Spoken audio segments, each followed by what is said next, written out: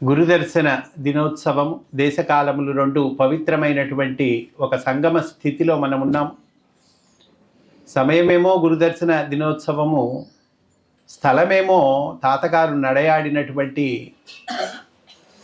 పరమపావనమైన స్థలం కనుక చక్కగా ఈరోజు కంప్లీట్గా మనం పార్టిసిపేట్ చేద్దామండి. పరిపూర్ణంగా మనం పార్టిసిపేట్ చేద్దామని తెలియజేస్తూ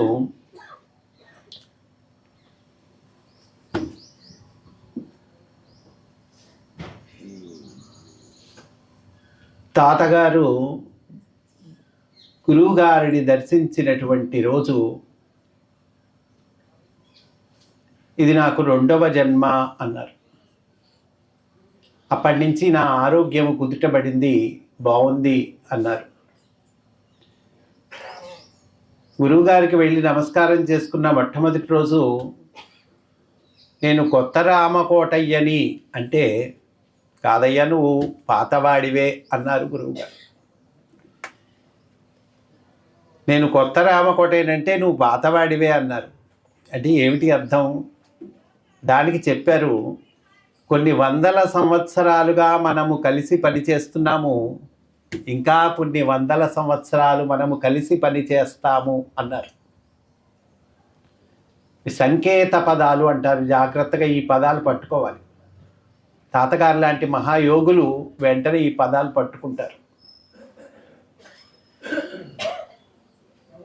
బాగుంది. గురువుగారికి వెళ్ళారు. అప్పటి నుంచి గురు స్మరణలో, గురు భక్తిలో ఉన్నారు. చాలా సంతోషం. ఈ తాతగారిలో మనకి కనిపించేవి రెండు సీక్రెట్స్ అండి. జాగ్రత్తగా మనం పట్టుకుంటే తాతగారిలో కనిపించేవి 2 సీక్రెట్సే. ఏమిటండి ఆ 2 సీక్రెట్స్ అంటే, 1 గురుభక్తి, 2 పరమ ప్రేమ. గురుభక్తి, ఆయన ఏది మాట్లాడినా గురువు గారి గురించే. ఇందాకే చెప్పారు రాము గారు, ఎప్పుడూ విన్న సంఘటనలే అయినా సరే తాతగారు చెబుతుంటారు, వినేవాళ్ళకి నిత్య నూతనంగా ఉంటాయి. ఆ గురుదర్శన జరిగినటువంటి ఆ రోజు, ఆ సంఘటన ఎన్నోసార్లు వర్ణిస్తారు. ఎన్నిసార్లు వర్ణించినా బాగానే ఉంటుంది. ఇది గురుభక్తి. ఇకపోతే ఏదన్నా అడగండి మీరు తాతగారిని, ఏమండి ఇది చిన్న విషయం గురువుగారిని అడుగుదాం అంటారు. రెండోది పరమ ప్రేమ. అంటే ఏంటంటే, నారద భక్తి సూత్రాల్లో నారద మహర్షి చెప్తారు పరమ ప్రేమ అంటే ఏంటో. ఇది అవ్యాజమైన ప్రేమ, నిష్కారణమైన ప్రేమ, ప్రయోజనమును ఆశించని ప్రేమ. ఏదో బలానా పై ఆఫీసరు ప్రమోషన్లు ఇస్తాడు కాబట్టి, ట్రాన్స్ఫర్లు ఇస్తాడు కాబట్టి పై ఆఫీసర్కి నమస్కారం పెడతాం, ఆయన పనులు చేసి పెడతాం, ఆయనతో ప్రేమగా ఉంటాం. అలాంటి ప్రేమ కాదు ఇది. నిష్కారణమైన ప్రేమ, అవ్యాజమైన ప్రేమ, భగవంతుడు మన మీద చూపించేటువంటి ప్రేమ, దివ్యమైన ప్రేమ. అయ్యా దివ్యమైన ప్రేమ, ఇన్ని చెప్పారండి. ఎదుటి వాళ్ళ దగ్గర నుంచి ఏదో వస్తుందని చేసేటువంటి పని కాదు. భగవద్గీతలో ఈ పరమ ప్రేమను చాలా చక్కగా చెప్తారు. ప్రతిఫలాపేక్ష లేకుండా కర్తృత్వ భావన విడిచి త్రికరణ శుద్ధిగా నువ్వు పనులు చేయటము, ఇది పరమ ప్రేమ అంటారు. కనుక తాతగారి దగ్గర ఉన్న రహస్యాలు ఏంటి అంటే ఈ 2, గురుభక్తి, పరమ ప్రేమ. బాగుంది.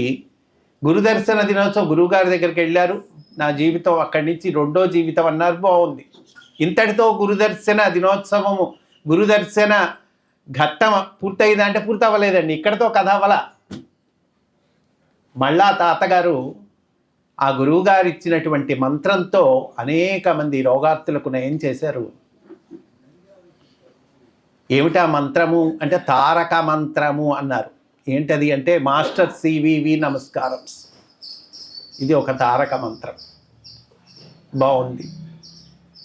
తెనాల్లో ఒక వైద్యుడు ఉండేవాట ఆ రోజుల్లో. ఆయన దగ్గరకే వచ్చినటువంటి రోగులకి ఆయన వైద్యం చేసేవాడు. మంచివాడే, డాక్టర్ మంచివాడే. ఇక ఆయన వల్ల కాలేదు, ఈ కేసు ఇంకా వదిలేయటమే అన్నటువంటి పరిస్థితుల్లో ఆయన వదిలేయకుండా ఆ కేసుని, అదిగో అయ్యా చిన్నకాకంలో తాతగారు అని పెద్ద ఆయన ఉంటాడు, ఆయన దగ్గరికి వెళ్ళండి అనేవాళ్ళట. ఆయన దగ్గరికి డైరెక్ట్ చేసి పంపించేవాళ్ళట. వాళ్ళు చక్కగా రోగం తగ్గి నయమై వాళ్ళకి చక్కగా ఉండేదిట. గురువుగారి దగ్గర నుంచి నేర్చుకున్నది ఆచరణలో పెట్టటం, ఇది పరమ ప్రేమ. దీన్ని వ్యక్తపరచటం బాగుంది. ఆ తర్వాత గురువుగారు దేహం, ఇప్పుడు ఎంతటి మహానుభావుడైనా దేహంలోకి వచ్చాక ఈ దేహ పరిమితులు ఉంటాయి కదండి, దేహ ధర్మాన్ని పాటించాల్సిందేగా. ఆయన దేహాన్ని త్యజించారు, దేహాన్ని వదిలేశారు గురువుగారు. ఆయన ఏమి బాధపడల తాతగారు. ఎందుకని? దేహాన్ని వదిలేసినా గారి గురువుగారు లేకపోవటం అనేటువంటిది ఉండదు. తాతగారు జీవన జ్యోతి అనే గ్రంథంలో చెప్తారు, దేహం ఉంటే మటుకు ఆ దేహాన్ని రాసుకొని పూసుకొని తిరుగుతామా ఏంటి? గురువనగా వెలుగు, గురువనగా ఉపదేశముల వెలుగు, గురువనగా మార్గము, గురువనగా వ్యక్తి కాదు. అందువల్ల ఆయనేం దిగులు చెందలేదు. గురువుగారు ఇచ్చినటువంటి ఆ ఉపదేశాన్ని ఆచరణలో పెడుతూ చక్కగా పరమ ప్రేమను వ్యక్తం చేస్తూ, చూపిస్తూ, ప్రదర్శిస్తూ వస్తూ ఉన్నారు. ఆ తర్వాత మాస్టర్ ఈకే గారిని ఆయన కొన్నాళ్ళ తర్వాత దర్శించటము జరిగింది. ఈ ఘట్టంతో గురుదర్శన ఘట్టం పూర్తవుతుందండి. ఈ మాస్టర్ ఈకే గారిని ఆయన దర్శించటంతో, అంటే ఈ రెండు కలిపి చెప్పుకుంటేనే గురుదర్శన ఘట్టం పూర్తవుతుంది. జాగ్రత్తగా గమనించారు. ఎందుకని? మాస్టర్ ఈకే గారి దగ్గరికి వెళ్ళారు, మొట్టమొదటిసారి నమస్కారం చేసుకున్నారు. అప్పుడు మాస్టర్ ఈకే గారు చెప్పారు, మనము కొన్ని వందల సంవత్సరాలుగా పనిచేస్తాము అని అన్నారండి. ఇవి సంకేత పదాలు. మొట్టమొదట శ్రీ వేటూరి ప్రభాకర శాస్త్రి గారి దగ్గరికి వెళ్ళినప్పుడు ఆయన ఏమన్నారు? కొన్ని వందల సంవత్సరాలుగా మనం కలిసి పనిచేస్తున్నాము, ఇంకా కొన్ని వందల సంవత్సరాలు మనం కలిసి పనిచేస్తాము అన్నారు. ఇప్పుడు ఈకే గారు ఏమన్నారు? మనము కొన్ని వందల సంవత్సరాలు ఇంకా కలిసి పనిచేస్తాము అన్నారండి. అప్పుడు తాతగారు, ఇవన్నీ తాతగారి మాటలే, తాతగారి జీవన జ్యోతిలో చెప్పినటువంటివే. ఆయన ఈకే గారిని దర్శించిన తర్వాత ఇంటికి వచ్చి ఆయన యోగమిత్రులు అయినటువంటి శ్రీ పోతిరాజు శేషగిరిరావు గారికి ఉత్తరం రాశారు. ఏమని? మన గురువు గారి అడ్రస్సు మళ్ళీ విశాఖపట్టణంలో దొరికింది. అంటే ఏంటి? అభేదము. శ్రీ వేటూరి ప్రభాకర శాస్త్రి గారికి, మాస్టర్ ఈకే గారికి ఆయన అభేదాన్ని దర్శించారు. ఇద్దరికీ భేదం లేదు, అసలు వీళ్ళెవరికీ భేదం లేదు. మాస్టర్ సివివి గారు అన్నాం, మాస్టర్ ఎంఎన్ గారు అన్నాం, మాస్టర్ ఈకే గారు అన్నాం, వేటూరి ప్రభాకర శాస్త్రి గారు అన్నాం, శ్రీ కొత్త రామకోటయ్య తాతగారు అన్నారు. ఎవ్వరికీ భేదం లేదు. ఈ అభేదాన్ని కేవలము మాటల్లో కాకుండా దర్శించినటువంటి వాడు తాతగారు. అయితే శ్యామల గారు నాకు ఫోన్ చేసినప్పుడు, మీరు రావాలండి, కాసేపు మాట్లాడారు. మంచిదమ్మా, చాలా సంతోషం. ఏం టాపిక్ మాట్లాడాలి అంటే, ఏవైనా పర్వాలేదండి, మీరు మీ దాని ప్రకారం. ఈరోజు ఈ సంవత్సరం ఈకే గారి సెంటినరీ ఇయర్ కదా, మాస్టర్ ఈకే గారి 100వ జయంతి సంవత్సరము. మాస్టర్ ఈకే గారి గురించి మాట్లాడుకుందామంటే ఆవిడ అన్నమాట ఏంటంటే, కరెక్ట్గా నా మనసులో కూడా అదే ఉందండి, అది మాట్లాడండి, ఆ టాపిక్ మాట్లాడండి అన్నారు. బాగుంది. అందువల్ల ఉన్న కొద్ది సమయం మాస్టర్ ఈకే గారంటే ఏమిటో చెప్పుకుందాం. కొంతమంది కొత్త వాళ్ళు కూడా కనిపిస్తున్నారు కాబట్టి, ఏమిటి మాస్టర్ ఈకే గారంటే అనేటువంటిది కొద్దిసేపు చెప్పుకుందాం. వ్యాస భగవానుడు మనకి తెలుసు, వేదములను విభజన చేసినటువంటి వాడు. అంతకుముందు వేదములు ఒకే రాశిగా ఉంటే దాన్ని విభజన చేశాడు.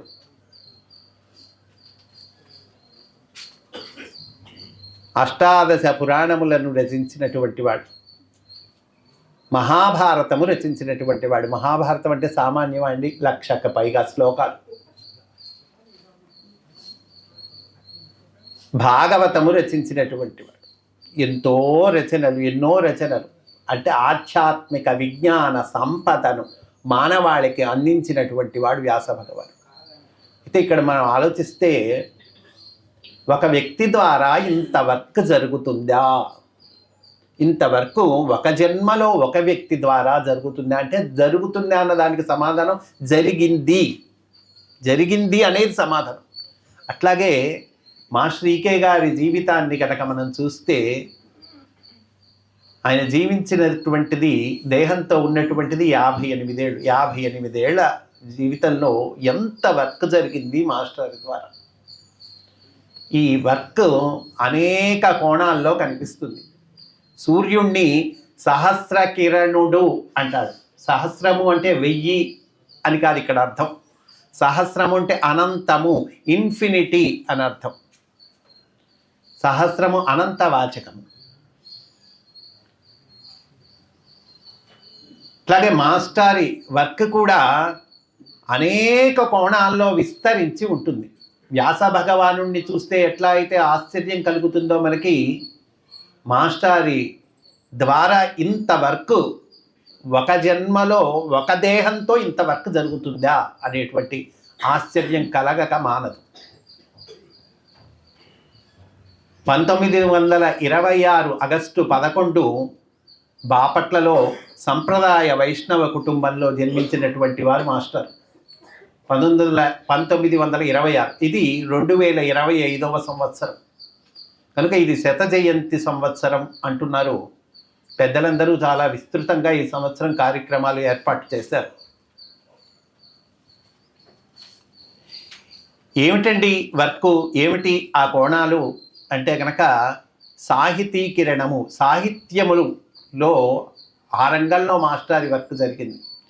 జ్యోతిషము, జ్యోతిషంలో వర్క్ జరిగింది. హోమియో అనేటువంటి రంగంలో మాస్టారి ద్వారా బోర్డు వర్క్ జరిగింది. హోమియో రచనలు చేశారు.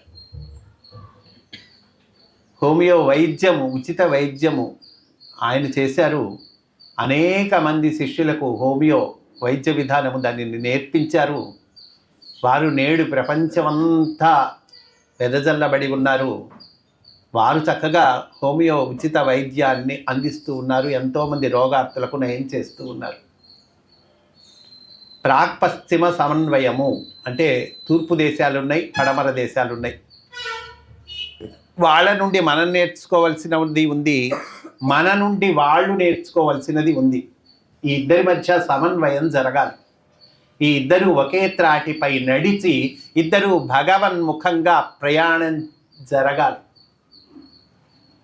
దీనికి మాస్టారు కృషి చేశారు. 7 సార్లు భూప్రదక్షిణ యాత్ర చేశారు. ఫారిన్ టూర్ అంటాం కానీ మాస్టర్ ఫారిన్ టూర్ అనలా, భూప్రదక్షిణ యాత్ర అన్నారు, భూప్రదక్షిణము అన్నారు. 7 సార్లు ఆ భూప్రదక్షిణం చేశారు. ప్రాక్ పశ్చిమ సమన్వయము అనేటువంటి కిరణం అంటే ఆ రకంగా ఆ రంగంలో వర్క్ జరిగింది. తర్వాత రచన, అనేక గ్రంథాలు రచించారండి మాస్టర్. ఒక్క భాగవత రహస్య ప్రకాశము 16 వాల్యూమ్స్లో వస్తుంది. ఒక్క భాగవతం 16 వాల్యూమ్స్. ఈ రచన ఎట్లా జరిగిందో చూడండి. ప్రసంగాలు, ప్రవచనము అంటే అనేక చోట్ల అనేక సందర్భాల్లో ప్రవచనాలు ఇచ్చారు మాస్టరు. అవి కొన్ని అవైలబిలిటీ ఉన్నాయి ఇప్పటికీ కూడా. ఆ ప్రసంగాలని తర్వాత కొంతమంది పెద్దలు గ్రంథ రూపంలోకి తీసుకొచ్చారు. అంటే ప్రసంగము, ప్రవచనము, రచన ఇట్లా ఎన్నో కోణాలు చెప్పుకోవచ్చు. కొన్ని వేల కుటుంబాలకు ఆచార్యత్వము వహించారు. వారి బాగోగులు ఆయన చూసుకున్నారు. అయితే ఏమిటి ఈ గురు పరంపర? ఈ గురు పరంపరకు ఆద్యులు ఎవరు, మూలం ఎవరు? మా శ్రీకే గారు అంటున్నారు, ఎంఎన్ గారు అంటున్నాం, తాతగారు అంటున్నాం. తాతగారు కూడా బోల్డ్ రచనలు చేశారు కదండి. యోగపరమైన అర్థాలు చెప్పారుగా. రామాయణము, భారతము, భాగవతము వీటిలన్నింటికీ యోగపరమైన అర్థాలు చెప్పారండి తాతగారు.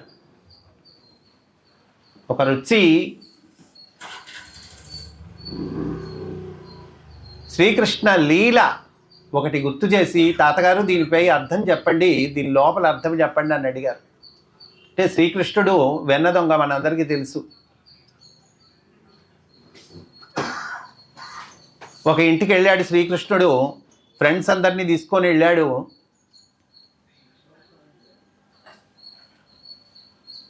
ఆ ఉట్టి బాగా ఎత్తులో కట్టింది ఆ ఇల్లాలు. కృష్ణుడు వస్తాడని తెలుసు ఆమెకి. బాగా ఎత్తులో కట్టింది. శ్రీకృష్ణుడు ఫ్రెండ్స్తో పాటు వచ్చాడు, చూశాడు చాలా ఎత్తులో ఉంది. ఎట్లా ఆ వెన్నకుండను అందుకోవాలి? వెంటనే ఒక పీట వేశారు, ఎత్తు అందలేదు. దాని మీద ఒక స్టూల్ వేశారు, మళ్ళీ చాలా.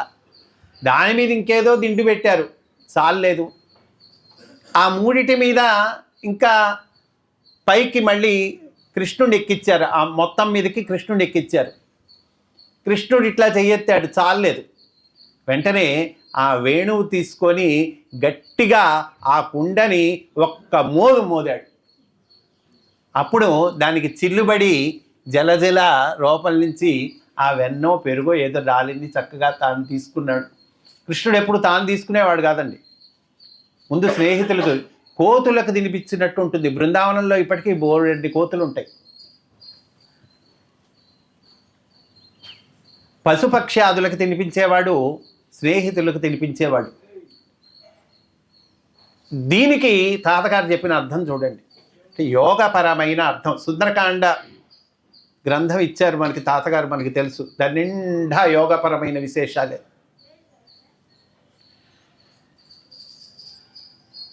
ఏమిటి ఇది అంటే కనుక తాతగారు చెప్పారు, ఈ కుండ అంటే ఏం కాదయ్యా, మన దేహము. ఆ లోపల ఉన్న వెన్న అంటే మనలో ఉన్న బ్రహ్మ. బ్రహ్మ అంటే భగవంతుడు, ఆత్మరూపంలో ఉన్నటువంటి భగవంతుడు. ఈ మనలో ఆత్మరూపంలో ఉన్న భగవంతుడు మనకు అందాలి. ఎప్పుడు అందుతాడు? మనం ప్రయత్నం చేస్తాం. పూజ, జపము, ధ్యానము, దానము, యజ్ఞము, తపస్సు ఏవో ఉన్నాయి కదండి, లెక్కలు చాలా ఉన్నాయి. ఇవన్నీ ఏంటి? యజ్ఞము, దానము, తపస్సు, ధ్యానము, పూజ అన్నీ మంచివే. ఇది భగవంతుణ్ణి చేరటానికి, భగవంతుడికి సమీపము అవ్వటానికి ఇవన్నీ సహకరిస్తాయి. ఇవే స్టూల్ వేయటము, పీట వేయటము, దిండేయటము, పైన ఇంకోటి వేయటం, ఎత్తు చేశారు. అంటే భగవంతుడికి దగ్గర అవ్వటానికి ఇవన్నీ సహకరించేవి. ఇన్ని వేసినా కూడా అందలేదు కదండి, ఇన్ని వేసినా అందలేదు. అందువల్ల చివరికి ఏం చేశారు? ఈ వేణువు తీసుకొని ఒక్క దెబ్బ కొట్టాడండి, అప్పుడు ఆ లోపల ఉన్న వెన్న అందింది. అంటే భగవంతుడు అందాలంటే ఇవన్నీ పాటించాల్సిందే. వీటి ద్వారా భగవంతుడికి దగ్గర అయితే నిజమేనయ్యా. ఆ చివరి స్టెప్ ఉందే, అదేమిటి అంటే అది శరణాగతి.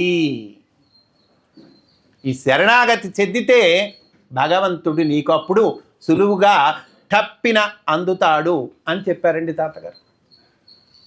యోగపరమైన అర్థం ఎంత బాగుందో చూడండి. ఈ ఉదాహరణ ద్వారా, కృష్ణ లీల ద్వారా, ఇలా అన్ని భాగవతానికి సంబంధించిన దానికి కొన్ని గ్రంథాలు కూడా తయారవుతున్నాయి, వస్తున్నాయి.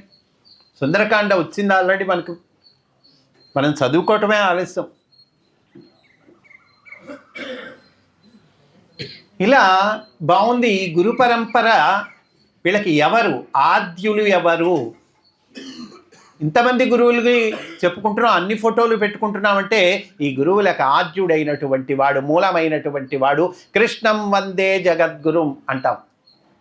మాస్టర్ ఈకే గారి గురించి పరిచయం చేసుకుంటున్నాం కాబట్టి శ్రీకృష్ణుడే మాస్టారు. మాస్టర్ ఈకే గారంటే శ్రీకృష్ణుడే. ఎట్లా చెప్తావయ్యా అంటే నేను కొన్ని చుక్కలు చెప్తాను, ఈ చుక్కలు కలుపుకుంటే మనకు అర్థమవుతుంది.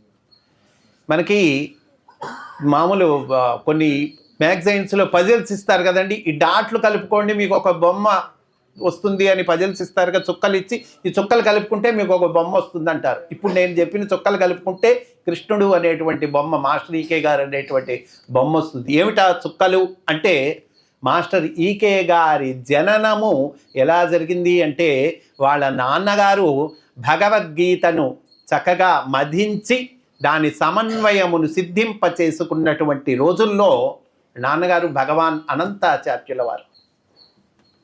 ఆయన భగవద్గీతను చదువుకొని అర్థం చేసుకొని దాని సమన్వయాన్ని సిద్ధింప చేసుకున్నటువంటి రోజులలో ప్రభవించినటువంటి వారు మాస్టర్. కాబట్టి కృష్ణమాచార్య అని పేరు పెట్టారు. అంటే ఆ పేరే శ్రీకృష్ణుడు.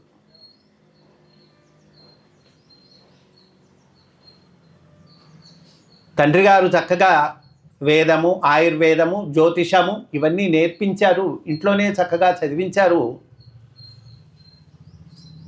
13 ఏళ్ల వయస్సులోనే మా శ్రీకే గారికి తల్లిగారు గతించడం జరిగింది. ఆ తర్వాత తల్లిగారు ఆయనకి కలలో కనిపించి కృష్ణ మంత్రాన్ని ఉపదేశం చేశారు, ఒక కృష్ణుడి విగ్రహాన్ని ఇచ్చారు.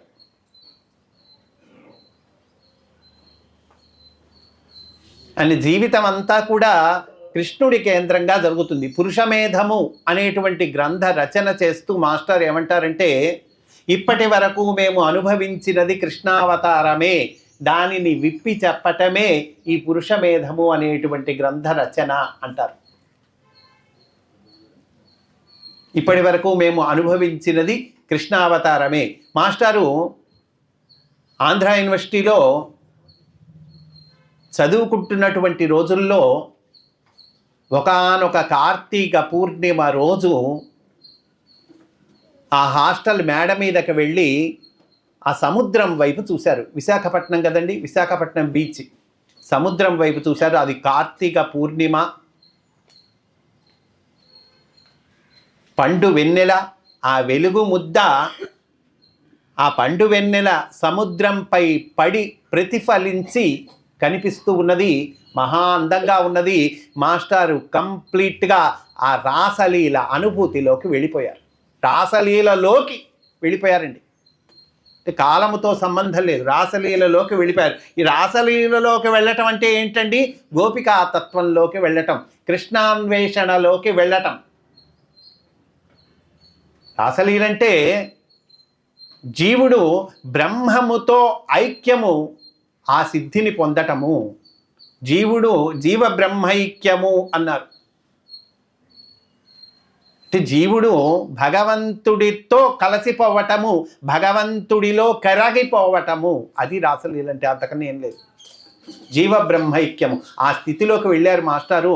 అప్పుడు మాస్టారి నోటి నుండి అప్రయత్నంగా రాసలీల అనేటువంటి కావ్యము వెలువడింది. 1000కి పైగా శ్లోకాలు మాస్టారి నోటి నుండి వెలువడినాయండి. రాసలీల అనేటువంటి కావ్యం అనేక సందర్భాల్లో మాస్టారు మనం నిరంతరం కృష్ణ ధ్యానంలో ఉండాలి, కృష్ణుడు ఈ టైంలో అయితే ఎలా ప్రవర్తిస్తారు అని మనము ఆలోచించి ప్రవర్తించాలి అని మాస్టర్ చెప్పేవాళ్ళండి అనేక సందర్భాల్లో.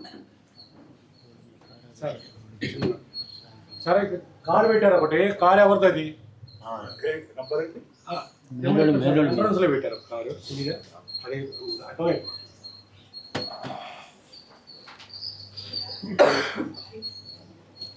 మరిపూడి వీరయ్య గారు అని మాస్టర్ అంతేవాసున్నారు, మాస్టర్ శిష్యులు. ఆయన ఒక పాట రాశారు, ఎక్కిరాల కృష్ణుడు యదువంశీ కృష్ణుడు, ఒకరు మాకు దేవులు ఇంకొక్కరు గురుదేవులు. దానిలో ఆ పాటలో కృష్ణుడికి మాస్టర్కి అభేదాన్ని తెలియజేస్తారు శ్రీ మరిపూడి వీరయ్య గారు.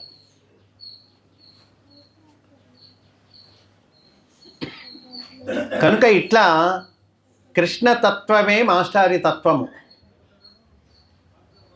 పైగా కృష్ణుడు ఏమిచ్చాడు? భగవద్గీత ఇచ్చాడు మనకి. మాస్టర్ కూడా శంఖారావములు రాసేశారు.